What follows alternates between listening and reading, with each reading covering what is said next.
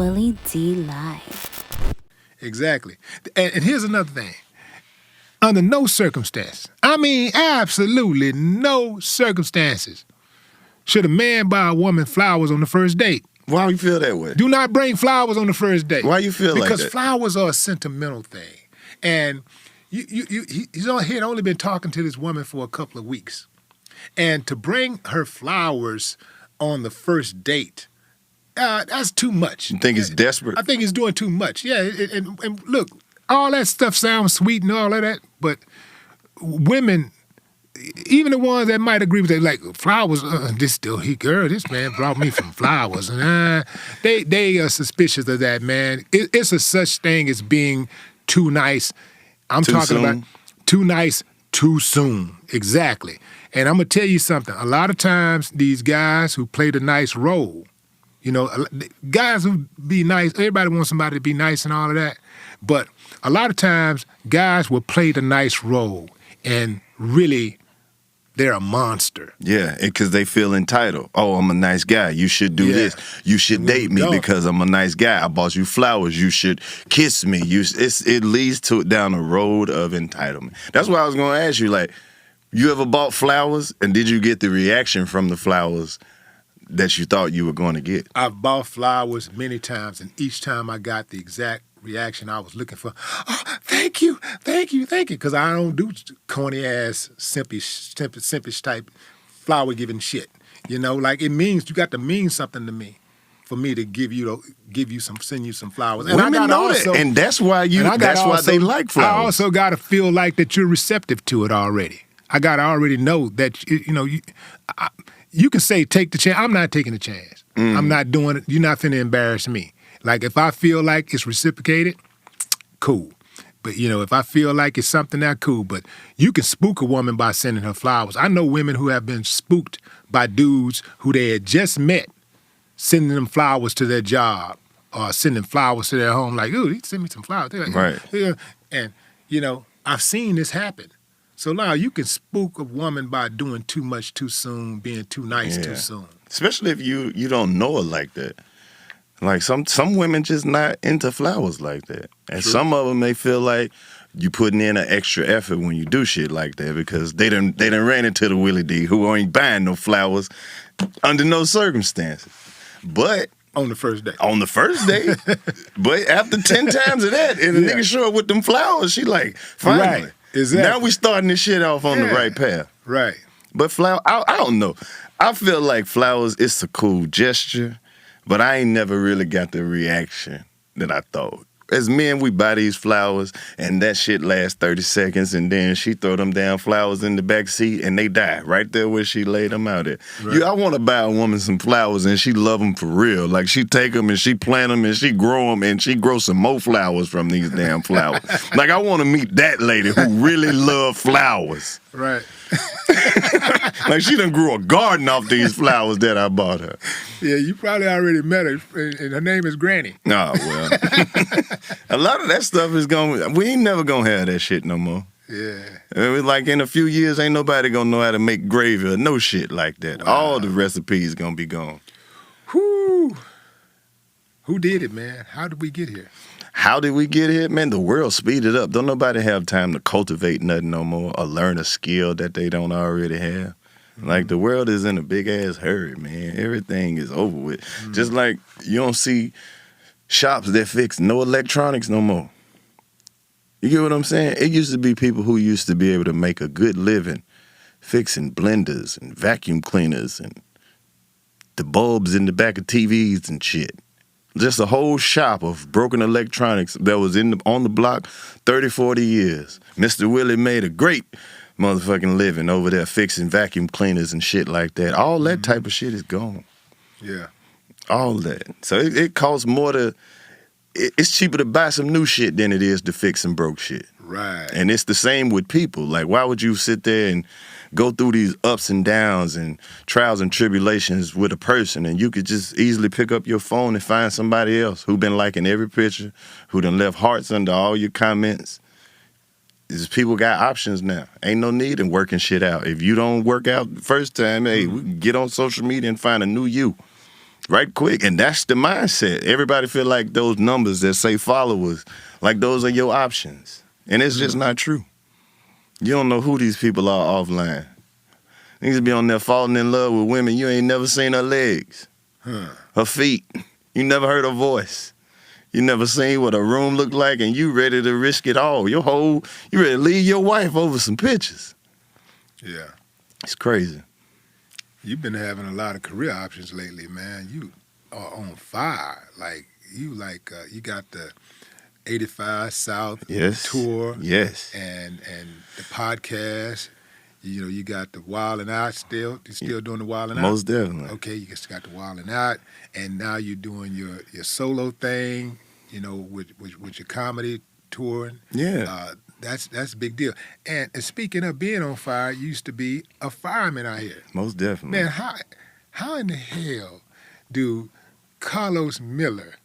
How does Karlous Miller navigate a career as a fireman? How did you become? How did that come about? My stepdad How did you become a fireman? My stepdad was a firefighter for a long time. He retired after like 25 years. So he was always like, man, you should try it. You should give it a try. Well, you know, we work one day on, 2 days off. You a young man. You can handle that. So I'm like, we live in a small town. It ain't no whole lot of fires. It's shit. I'm thinking, hey, we ain't got to do shit if it ain't no fires. Not knowing that the fire department got to go to every emergency that they call for. Right. Every car wreck, every time the fire alarm go off. It's more that type of work that's more exhausting than the actual fire shit. Yeah. But then it's like when there's a fire, then shit is real. Whether it's just a burning building or not, but man, I got into that career. It was the greatest job I ever had until we actually had to go to a fire. Was that in Oxford? Yeah. Yeah, most definitely. So it came about as like they were doing, you have to like damn near audition for this job because you have to go do a physical performance test and then you have to go and get approved by the city.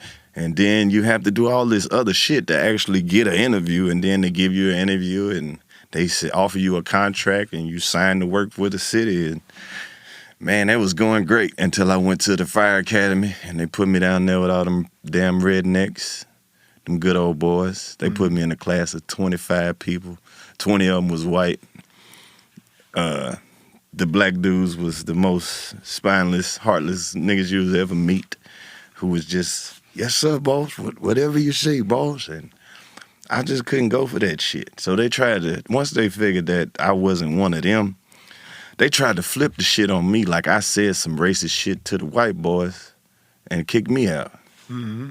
So I was like, fuck it. And once I got kicked out the fire academy, it was just like, well, we're gonna terminate your contract. That's the short, long story of it. But it was this one dude, he kept saying all this terrible shit, like racist shit. He was a police officer that was like working in this little small town, working as a firefighter and a police officer. And he used to say the most fucked up shit because he thought couldn't nobody say shit to him because he was a police officer. So I used to hear him saying all this shit. I'm like, what the fuck is you talking about? Are you crazy? So then he was like, once he found out that he was about to get kicked out, he had all them rednecks in the class go in there and say that it was me starting shit with him. That's it.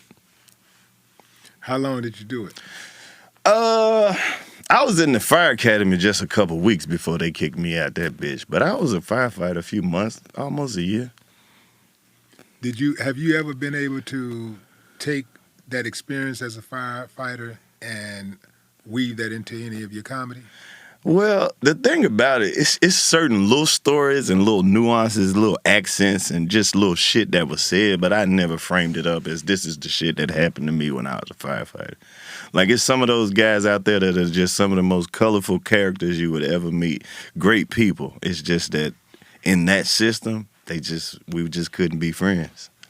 I think that would be funny, man. Like, cause I've never heard any comedian tell a firefighter experience story. Man, that shit can get wild. I remember the first time I went to a fire, and they were like, you want to go in? Because it was my first time. I was like, hell no, I don't want to go in. Because we was at this big-ass warehouse where it was like at Whirlpool, the corporation. It was a big-ass, like they had a fire like all the way in the back corner of it. And they were like, you want to go in? I was like, hell no, I don't want to go in. So they was like, okay, well, you just stay here and take everything off the trucks, everything we're going to need. So they had the whole company there. Man, I took everything they had on them trucks off the truck. It took longer to put the shit back on the truck than to actually put the fire out. It took a while to get that shit sorted out because all the trucks was like circled up. So I'm just taking shit off. Everything that's on the truck, fans, axles, every damn thing, just laid that shit out. I never went in that shit though. I mean, I went in after, but I wasn't going into no burning building. Hell no. That's when your real nigga senses kick in. I'm not doing that. What if you had a loved one inside a burning building? They fucked up. They fucked up because they got to get somebody else who don't even love you to come get you. Did you see the video of that dude who scaled? I think it was like I don't know, 19 stories to get his mom. Something to get his mom. You would have done that. You ain't no in hell. She should have left when I left. He knew his mom was in there when he left. Why she ain't go out? We should have left when I left. Shit, no. My luck ain't good enough to try no shit like that. I get to the 7th floor, my shit, it's shit falling and everything. I would have never made it. I know I wouldn't have. And climb back? Yeah. Hell no. Mama, jump your big ass down here. He really didn't have to do that shit, though. Because they got those fucking trucks those ladders on those trucks probably go up 40, 50, 60 feet in the air. It depends. But obviously they didn't want him to go up. They wasn't pushing him up there. I mean, so dude didn't wait. He got up there faster than they did. Yeah, I'm sure he did. But you imagine how long that took? After 9 or 10 stories and you got 9 more left? Hell no. Meet me somewhere. Yeah, I don't know if I would have tried to scale a bit. I would have tried to go up. I got to go get Mama, dog. You got to. I got to go get Mama. I would have had to go up them stairs or something, like put something. I don't know. Put something. Give me that uniform. Like they wouldn't. You probably see you up there. Or something, like, I know it. That's what I'm saying. They ain't gonna have nobody left to go get them because you gonna knock 3 of them motherfuckers out. I'm going to get Mama, bro. Yeah, I'm man. going to get Mama.